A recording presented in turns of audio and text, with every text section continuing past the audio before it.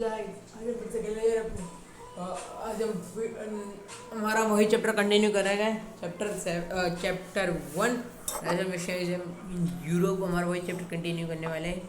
हम पिछले वीडियो में हमारे फ्रेंच रेवोल्यूशन पढ़ा था, उसकी थोड़ी झलक देखी थी और अपना नेशनलिज्म यूरोप चैप्टर को चालू ही कर दिया था। और उसमें फ्रेंच रेवोल्यूशन मतलब कुछ आइडिया दिए थे कि फ्रेंच रेवोल्यूशन वो पढ़ा था। ठीक है, अभी हमको हमारा टॉपिक का नाम है what did liberalism stand for. वो हम टॉपिक पढ़ते हैं। चलो, liberalism stood for freedom for the individual and equality for all before the law. क्या बोला? Liberalism stood for freedom for the individual and equality for all before the law. मतलब liberalism का मतलब क्या होता है कि सारे इंडिविजुअल को अपनी फ्रीडम मिले, उसकी फ्रीडम मिले कि वो घूम सके कहीं भी, सारी फ्रीडम मिले और सारे पर्सन इक्वल हो लॉ के अंदर। ठीक है, ऐसा नहीं कि मोदी पीएम को पकड़ा नहीं और पीएम को नहीं पकड़ेंगे क्योंकि वो पीएम है। ठीक है, पीएम को जेल में नहीं डालेंगे बट उसकी कोई भी गलती हो, मतलब वो पीएम होगा तो उसकी मतलब उसको कोई पकड़ेगा ही नहीं। ये चीज़ नहीं होनी चाहिए। हाँ ठीक है, ये चीज़ है कि मतलब वो अगर कोई पीएम हो तो उसको कोई पकड़ेगा नहीं, भले की कितनी गलती कर दी हो, वैसे नहीं, सारे इक्वल हो लॉ के बिफोर। उसके बाद है the end of autocracy and clerical privileges. मतलब प्रिविलेजेस क्या थे? ऑटोक्रेटी को मतलब एंड कर दिया, ऑटोक्रेटी, और प्रिविलेजेस का एंड कर दिया। क्यों? जो प्रिविलेज कौन से थे कि जो रिच हो उनको रिच बॉर्न, उनको मतलब बॉर्न से ही प्रिविलेज गॉन हो। ठीक है, तो सारे प्रिविलेजेस मिले और पुअर को कोई प्रिविलेजेस नहीं मिले। ये चीज़ नहीं, ये सारी चीज़ें निकाल दी गई थी। सबको एक ही है, कोई किसी को प्रिविलेज नहीं मिलेगा। ठीक है, एक स्पेशल ट्रीटमेंट नहीं मिलेगी, ऐसा नहीं, सब एक है। ठीक है, उसके बाद है the constitution and representative government through parliament. मतलब एक ऐसी गवर्नमेंट बनाई गई थी, कॉन्स्टिट्यूशन ऐसा बनाया गया था, कॉन्स्टिट्यूशन एक ऐसी रिप्रेजेंटेटिव कॉन्स्टिट्यूशन बनाया गया था। ठीक है, ऐसी एक, उसको कॉन्स्टिट्यूशन भी बोल सकते हो, एक कॉन्स्टिट्यूशन और एक रिप्रेजेंटेटिव गवर्नमेंट बनाया था पार्लियामेंट के द्वारा। ठीक है, पार्लियामेंट के द्वारा उनको बनाया गया था। ठीक है, अभी हमारा दूसरा पॉइंट पढ़ते हैं हम। ओ यहाँ पे दिया है, in the economic sphere liberalism stood for the freedom of market and the abolition of state imposed restriction on the movement of goods and capital. क्या बोला? The economic sphere liberalism stood for freedom of markets and the abolition of state imposed restrictions on the basis of the movement of goods and capital. क्या बोला?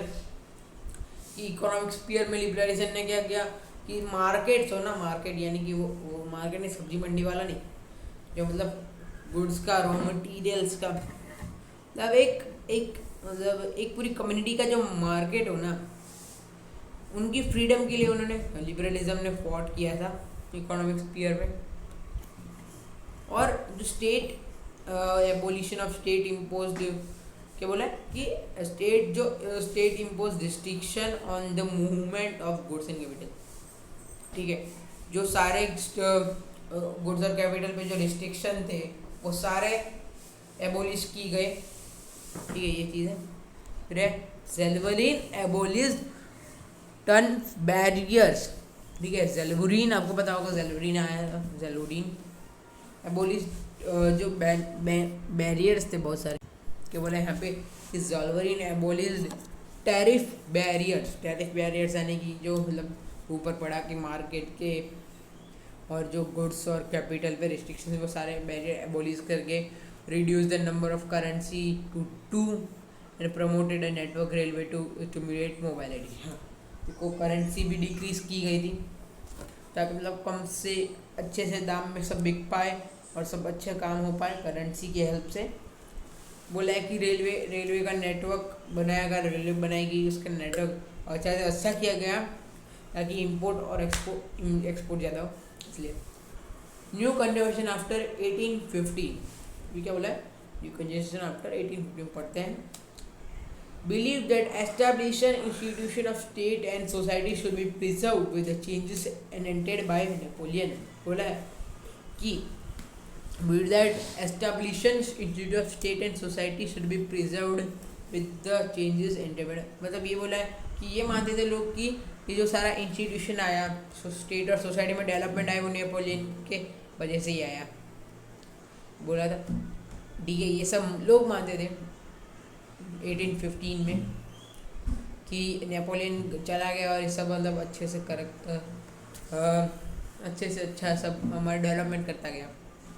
1815 में तो चले गए थे ना, मतलब नेपोलियन बोनापार्ट। ठीक है, उसके बाद ट्रीटी ऑफ वियना आई 1815 में, जहाँ पे Bourbon dynasty was restored to power in France. आपको बॉर्बन डायनेस्टी याद होगा, किंग लुई 16 याद ही होगा सबको कि किंग लुई 16 कौन थे। हाँ, फ्रांस के मतलब वो राजा किंग लुई 16 बॉर्बन फैमिली से बिलोंग करते थे।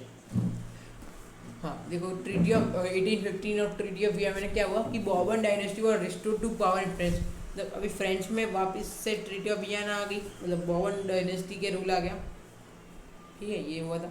The series of state created on the French boundary for creating French expansion period.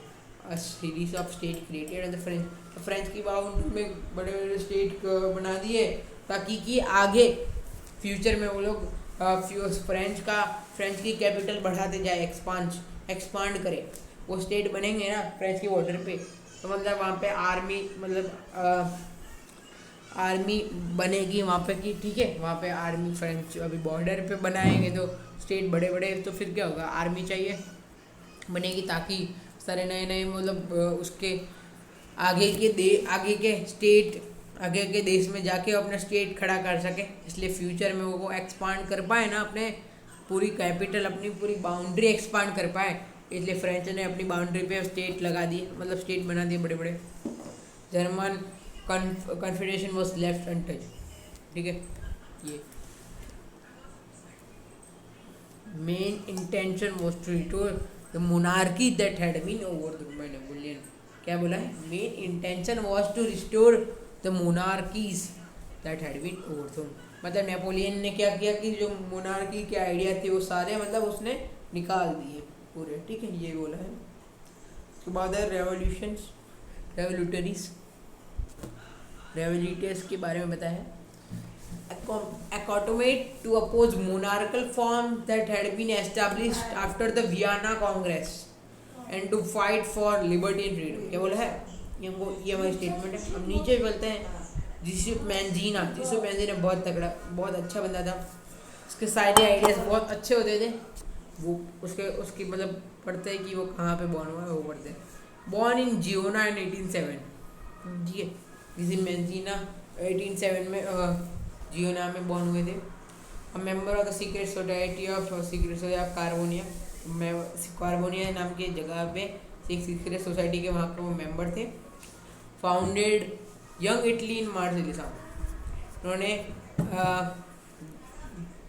Young Italy का एक पार्टी का नाम था, उन्होंने वो बनाई थी मार्सिलिस में। और बेनिया नाम की जगह में बेरनी नाम की जगह में उन्होंने यंग यूरोप नाम की पार्टी बनाई थी। ये believe in the unification of Italy into Republic. मतलब वो मानते थे कि इटली पूरी तरह से रिपब्लिक हो जाए पूरी तरह से, उसमें कोई मतलब पूरी तरह इंडिपेंडेंट हो जाएंगे। ठीक है, बाद हमारा एक होता है कि एज ऑफ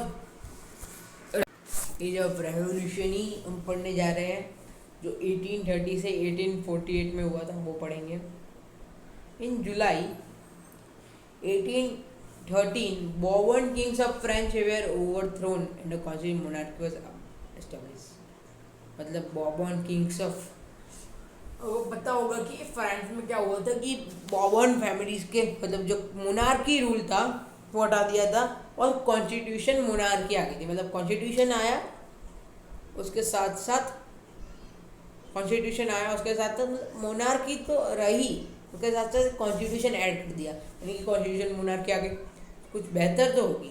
ठीक है, कॉन्स्टिट्यूशन मोनार्की से बहुत बेहतर होगी। अभी उस टाइम फ्रेंच में तो हम थे नहीं, फ्रेंच रेवोल्यूशन के टाइम, इसलिए हमको पता नहीं होगा।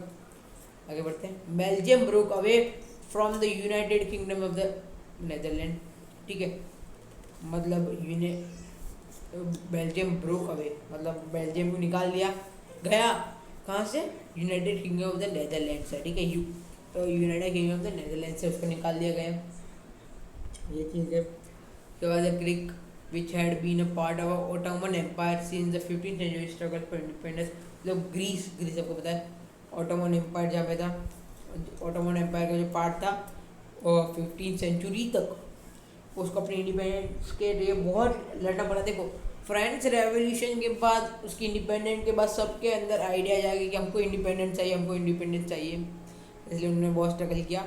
वहाँ पे ट्रीटी ऑफ कॉन्स्टेंटिनोपल ऑफ वहाँ पे आई थी, ठीक है, 1832 में, और उसके बाद से ग्रीस इंडिपेंडेंट हो गया, इंडिपेंडेंट नेशन उसको कहा गया, ठीक है। अभी हम पढ़ते हैं hunger, hardship and popular revolt, हम वो पढ़ने जा रहे हैं।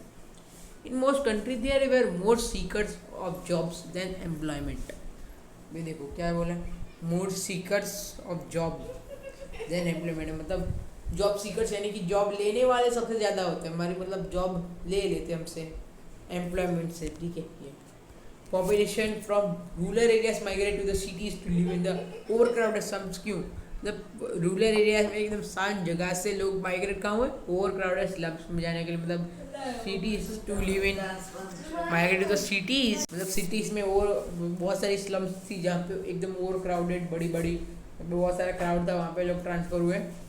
उसके बाद the rise of food prices over year of bad harvest led to widespread pauperism in town and country, क्या बोला कि फूड की प्राइसेस राइज हो गए और प्रोडक्शन उस टाइम का मतलब हार्वेस्ट बहुत मतलब अच्छी नहीं हुई थी इस टाइम पे, इसलिए बहुत स्ट्रगल हुआ टाउन एंड कंट्री में, जो पूरी कंट्री थी उसमें, क्योंकि फूड प्राइसेस तो बढ़ गई उस साल के अंदर और उसमें पूरा हार्वेस्ट मतलब बहुत अच्छा नहीं गया था, इसलिए।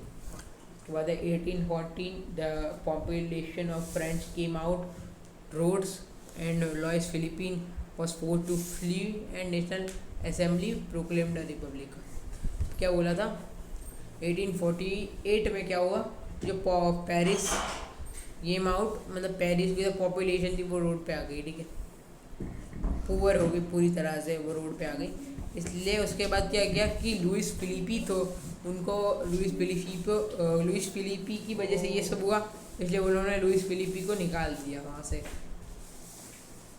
और नेशनल असेंबली ने क्या प्रोग्राम किया कि अभी पूरी तरह से वो हो चुका, मतलब अभी पूरी तरह से उसको मतलब रिपब्लिक बना दिया गया।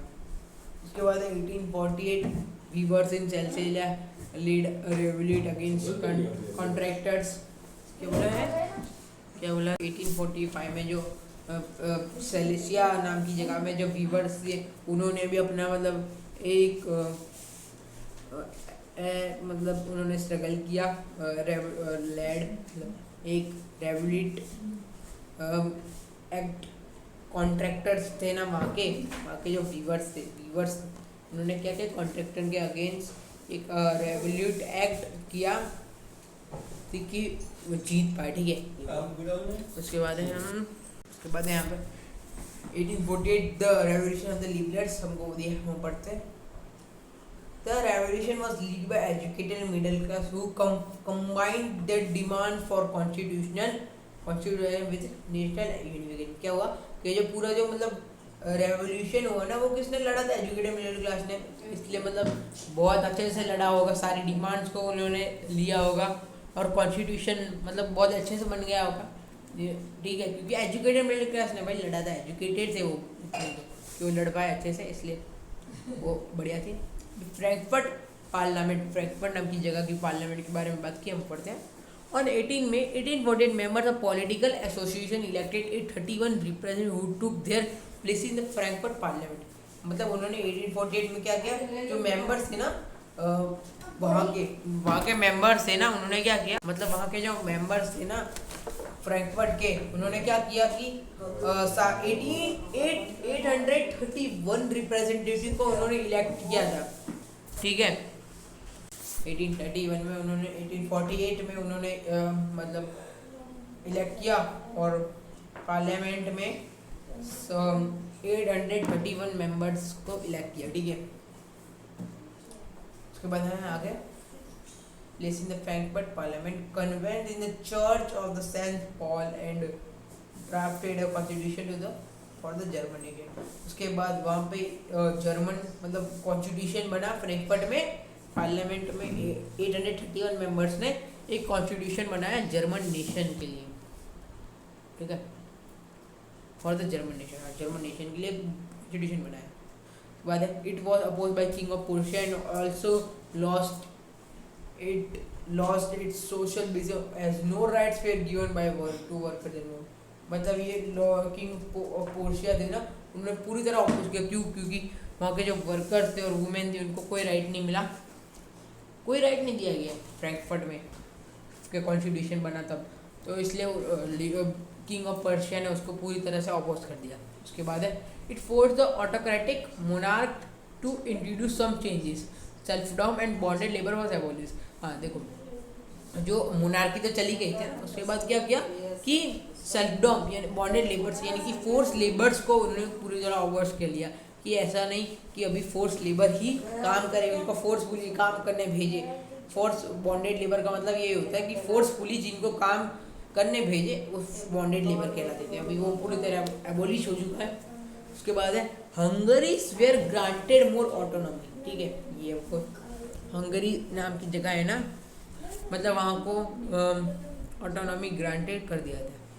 तो अभी हमारा बस आज के वीडियो में इतना ही, अगली वीडियो से हम यही चैप्टर कंटिन्यू करेंगे और उसके तीसरा पार्ट में making of general Germany and Italy पढ़ने वाले। पहली वीडियो कैसी लगी तो जल्दी से लाइक कर देना। आज के वीडियो में इतना ही, मिलते हैं अगली वीडियो में, गुड बाय, ठीक है।